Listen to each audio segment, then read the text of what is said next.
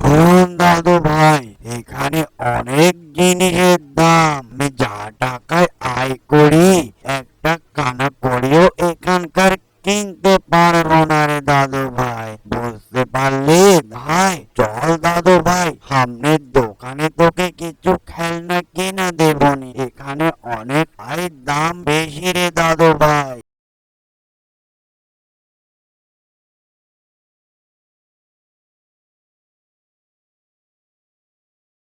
না দাদু ভাই, আমাকে ওখান থেকে কিনে দাও। তুমি ওখান থেকে কিনে না দিলে আর কিনে দেবে না, আর তুমি এখানে আসবে না।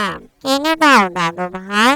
আরে দাদু ভাই, আমার কাছে তেমনটা ভাবে টাকা পয়সা নেই। এবার আমি তোকে কিনে দেবনি। চল দাদু ভাই, তাড়াতাড়ি বাড়ি যাই। এটা হচ্ছে ভুল রাস্তা, আর ভূতের রাস্তা দিয়ে কেউ আসতে ভয় করে। তো সন্ধ্যা হয়ে গিয়েছে, তেমটা ভাবে কোনো মানব জাতিরা আসবে না। আর যদি কাউকে পেয়ে যায় আর মটকে খেয়ে ফেলবো। আরে বলতে না বলতে সামনে আমার একটি মানব জাতি।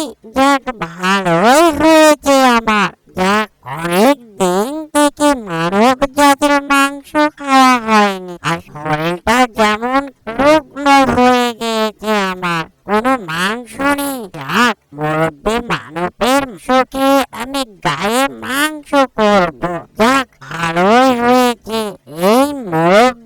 এই যে দুষ্টু ভূত, আমাকে তুমি ছেড়ে দাও। আমি ভুল করে এই রাস্তায় চলে এসেছি। বয়স হয়ে গিয়েছে তো, তেমনটা ভাবে রাস্তাঘাট চিনতে পারিনি।